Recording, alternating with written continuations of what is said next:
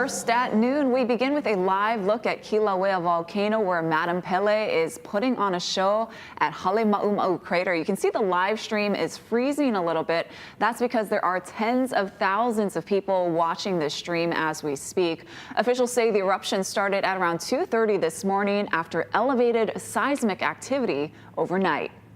Now, the lava activity is confined to the summit caldera, and there are no immediate threats to infrastructure.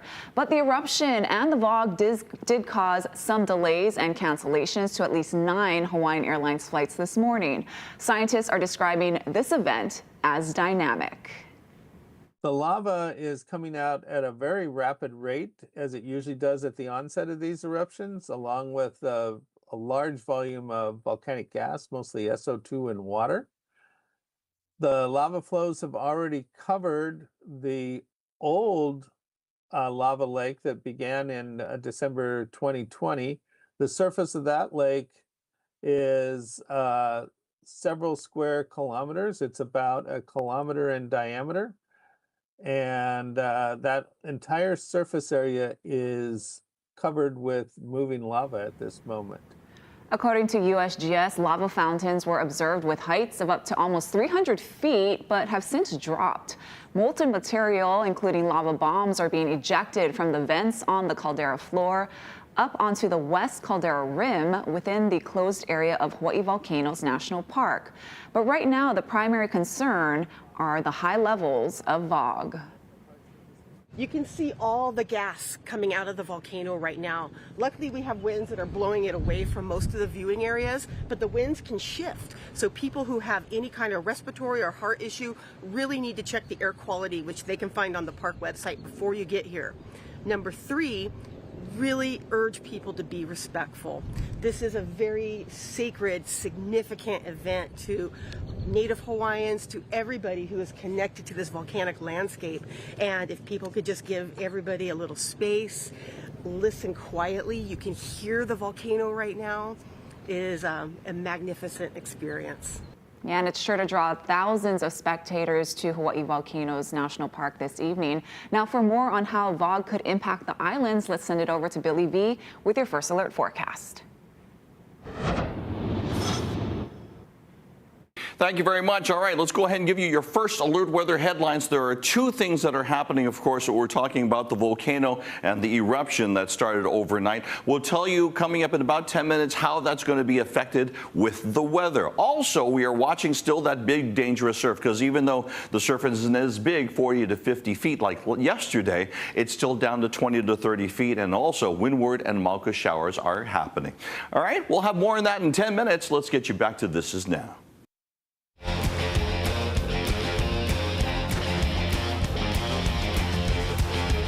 Landon McNamara claimed the top prize at this year's Eddie Aikau Big Wave Invitational. Along with being crowned the Eddie champ, the 28-year-old also won the Best Wave Award, and that's not the only way he's making history. Kal Chinen explains.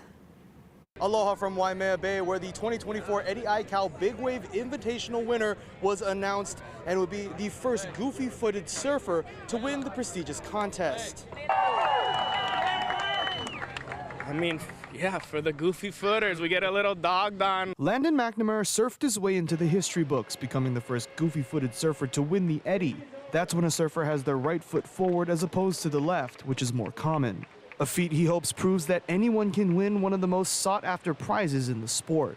I don't think it's an advantage or a disadvantage. It's just, I'm stoked to be the first one to do it. McNamara went home with the wave of the day, putting on a show for the thousands of spectators tightly packed into what Landon calls a natural amphitheater. Yeah, today and this event, it's much bigger than an event. He leaned on his faith and a chance encounter with a sea turtle while charging the 40-foot waves. There is a huge spiritual aspect tied to it. We're here honoring Eddie Aikau. We're honoring his legacy and his spirit.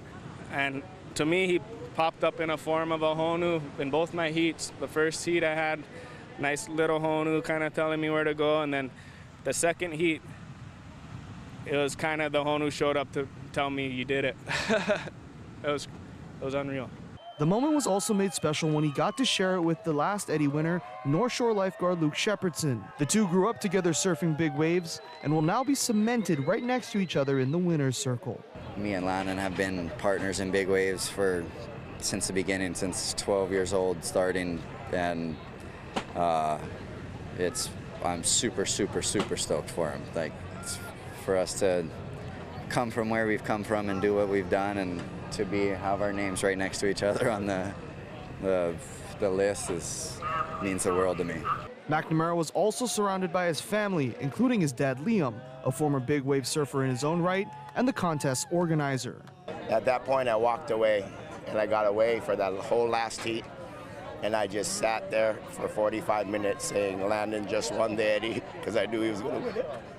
To me, that was a highlight, being able to sit in this moment with people I love. Reporting from Waimea Bay, Kyle Chinen, Hawaii News Now. And tens of thousands of spectators were up before dawn on Sunday morning, making their way to Waimea Bay. Eddie Dowd gives us a look at the crowds.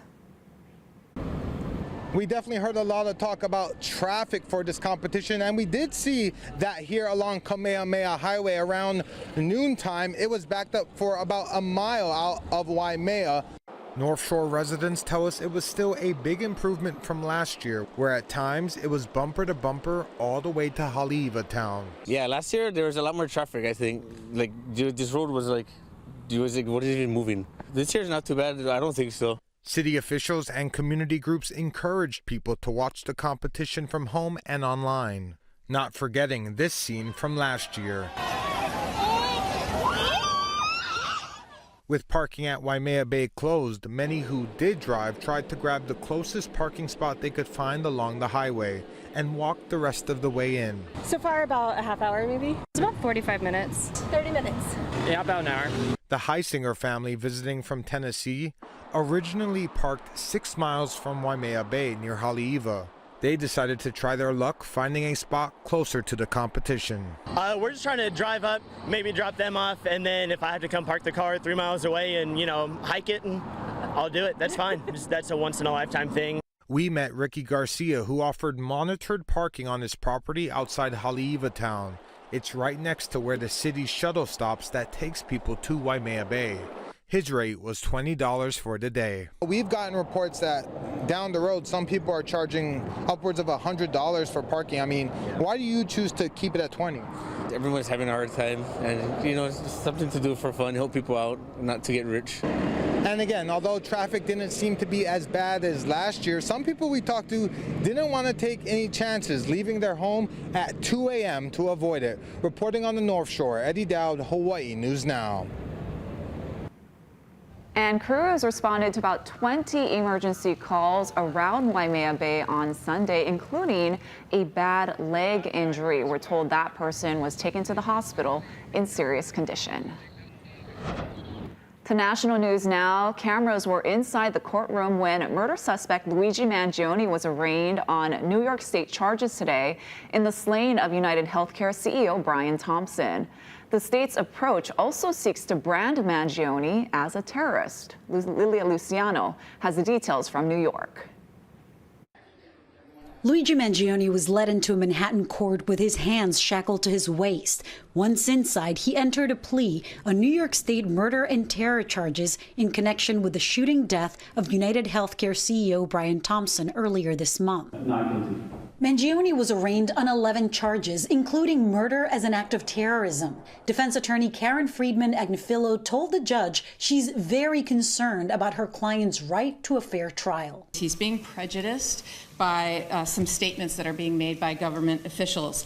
Like every other defendant, he is entitled to a presumption of innocence. She also took issue with what she called a spectacle of a perp walk when he arrived in New York last week to face federal charges. He was on display for everyone to see in the biggest staged perp walk I've ever seen in my career. Prosecutors say they've never seen such a volume of evidence and vowed to stay in bounds. We will comply with our ethical obligations with respect to trying this defendant's guilt in this courtroom and this courtroom alone. The judge guaranteed that Mangione will receive a fair trial. The defense also demanded immediate access to all the evidence. I think what it frankly telegraphs to us is that, one, it is high profile, two, it is complex, and three, the defense is going to try and exclude, which would always be the case, I think, as much evidence as is possible.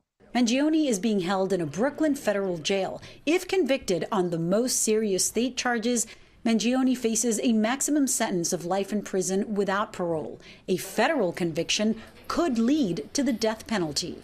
Lilia Luciano, CBS News, New York. In Washington, the House Ethics Committee has released its report on former Florida Congressman Matt Gaetz, President-elect Donald Trump's initial pick for Attorney General. It concluded Gaetz violated multiple state laws related to sexual misconduct while in office. Christian Benavides has the latest developments. Thank you for having my back. A day after speaking to the conservative group Turning Point USA in Phoenix, former Florida Congressman Matt Gaetz filed a lawsuit against the House Ethics Committee in a bid to stop it from releasing its findings. But the committee has released a report, in it determining there is substantial evidence Gaetz had sex with a minor, engaged in rampant illicit drug use, and violated multiple state laws while in office. The report lists payments totaling more than $90,000 to 12 different women between 2017 and 2020 and alleges the money was likely connected to sexual activity and drugs, including cocaine and ecstasy. The committee also obtained testimony that alleges Gaetz had sex twice with a 17-year-old girl. The victim told the committee she recalled receiving $400 in cash from Gaetz, which she understood to be payment for sex. Gaetz, who for a short time was President-elect Donald Trump's pick to be the next Attorney General, has denied any improper conduct and has said the claims were a smear invented by his political enemies. Gaetz, who resigned from Congress in November and withdrew as Trump's AG pick, has said he plans to spend the coming years fighting for the incoming president.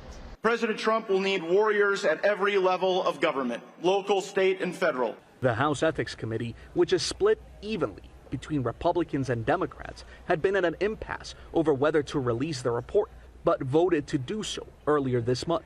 Christian Benavides, CBS News, West Palm Beach, Florida. Here at home, after a fatal drive-by shooting in Maui last week, 3 suspects are now in custody. 2 of them are 17 years old. The third suspect is 19. Police caught up with 3 males yesterday afternoon in Waianae and all face murder, attempted murder, and gun charges. Last Thursday, 28-year-old Jonas Lawson was gunned down outside a home on Maliona Street near Maili Community Park. Witnesses reported seeing a white Camry before multiple shots were fired. That car was then seen leaving the scene. A 25-year-old man was hospitalized after an apparent stabbing Sunday morning near the Walgreens on Kamehameha Highway in Wahiawa. According to police records, the attack happened just before 5 a.m. At last check, no arrests have been made. And we're learning more about how the recently passed national spending bill will benefit Maui. More than $2 billion in disaster recovery funding has been earmarked for wildfire relief efforts. Approximately $1.6 billion of that will be used for housing, while $480 million will be used for restoration efforts. After the bill passed, Maui Mayor Bisson expressed deep appreciation for the support, underscoring the importance of this funding for Maui's long-term recovery.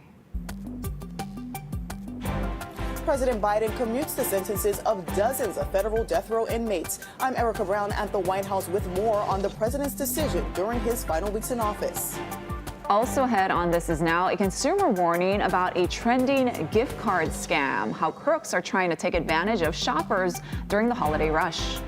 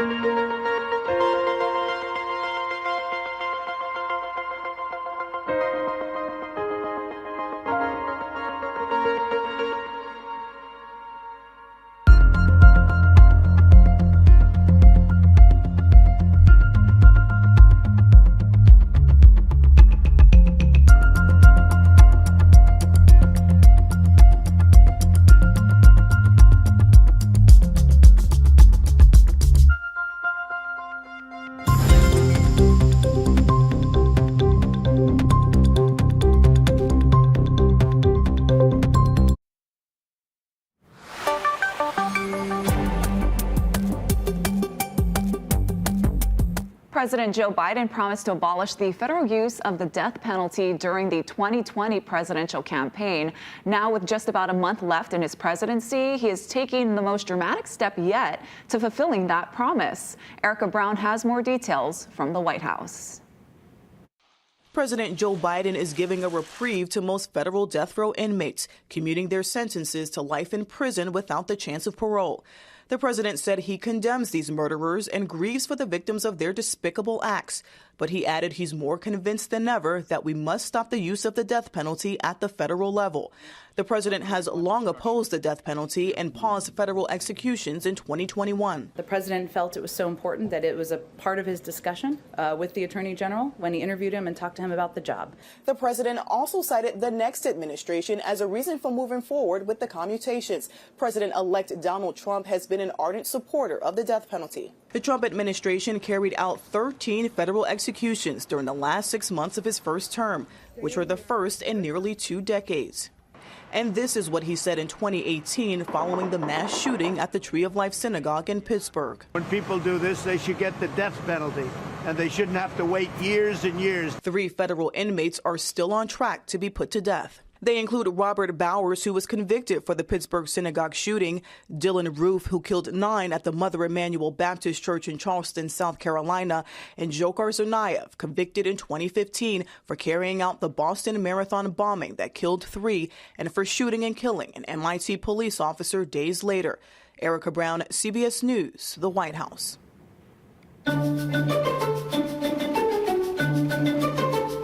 The Federal Trade Commission is issuing a warning about gift cards amid the holiday shopping rush. Gift cards are the most popular item on wish lists, with 53% of shoppers requesting them this year. The FTC says scammers can get the gift card number and PIN number even before you purchase the card. If the protective sticker has been removed, if that barcode has been scratched off, really any signs of tampering, go talk to a store manager and frankly, maybe even just go to a second store, because we're learning that these scammers can actually tamper in batches. And this is really important because if they have your gift card number, if they have the PIN, they can take all the money that you've loaded on for your loved ones. The FTC recommends shoppers keep all gift card receipts to identify your unique purchase and report fraud as early as possible to the company or the FTC directly. Well, 2024 will be remembered for a lot of things, including being the hottest year ever on record. Climate scientists warn the world is headed towards catastrophe without significant cuts to greenhouse gases. The U.S. experienced 24 weather disasters this year that exceeded $1 billion in costs. The average time between these events was just 15 days compared to in the early 80s, when that time period was nearly 3 months. You don't have to go very far for the now second hottest year on record. That was 2023. And before we go to break, here's another look at Halemaumau crater. Billy V has your full forecast in 2 minutes.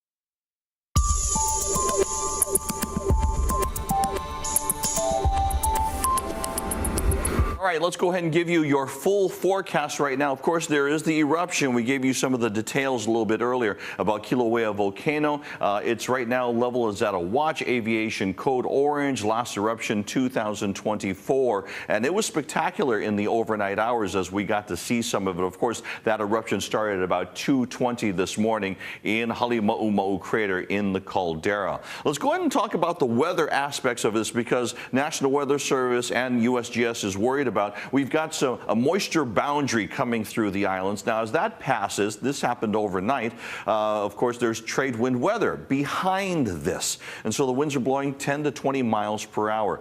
What I want to do is I want to show you real quickly here over on Hawaii Island. This is the area, Moku of Kau. This is the area of Kau, and this is the largest of the southeastern portion of Hawaii Island. So they're worrying about the particulate and some of the gas plumes that have been emanating from the volcano. So that may affect some of the areas such as Ocean View, Na'alehu, as going up towards Pahala and Wood Valley. So these are the areas that are saying that until 6 p.m. tonight, special weather statement, just use some caution out in those areas. There may be some light ashfall because of what's happening with the volcano. Let's give you one other thing here. The trade winds blowing, usually, this is not current now.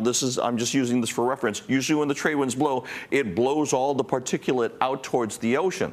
So how does that affect us? Well, if we get southerly winds, then it comes up towards and you get the itchy throat and you got to blow the nose every now and then. As we take a look at the 7-day forecast, trade wind weather out to the ocean today and tomorrow. But come Wednesday, Christmas Day, we could get these southerly winds, which means that all the islands may feel some of the effects of the volcano if it's still erupting. Let's also talk about real quickly here the surf. The surf numbers are big, statewide 20 to 30, 18 to 22 on the west side, box jellyfish out in the water. So use some caution. If you're going to go out to the north and west facing shorelines, make sure you go to a beach with a lifeguard and check with the lifeguard before going out there, because the waves are still dangerous. We are covering this all for you right here. More right now with This Is Now. Thank you so much, Billy. Well, still to come, robots are becoming more common to help with different jobs and tasks. When we come back, we'll show you how a new technology is improving the quality of life for those with disabilities.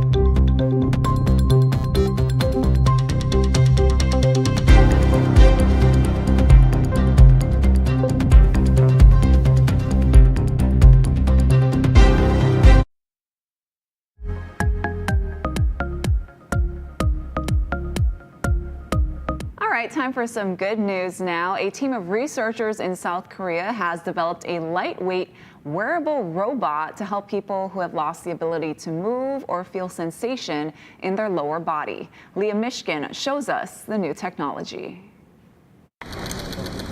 Watch as this robot attaches itself to Kim Song-won, the researcher who's paraplegic himself, waits for these words at the Korea Advanced Institute of Science and Technology, then stands without any additional help, which is one of its most distinct features, he says. South Korean researchers have built sensors on the robot's feet and upper body that anticipate the user's movements to ensure their balance as they walk. And lenses on the front of the robot analyze the surroundings, the developers explain, to spot obstacles and calculate the height of stairs.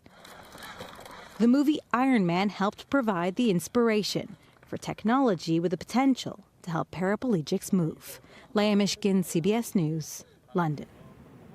Fascinating. And speaking of fascinating, here's another live look at Hale-Ma'uma'u crater, where Kilauea is erupting after a 3-month pause. It began at around 2:30 this morning. And again, there is no threat at this time to structures or the community. The primary concern right now, of course, is that fog. Stay with Hawaii News Now. We're going to have more coverage on this event on air and online, especially as thousands are expected to head to the park to catch the night show. Mahalo for watching, everyone.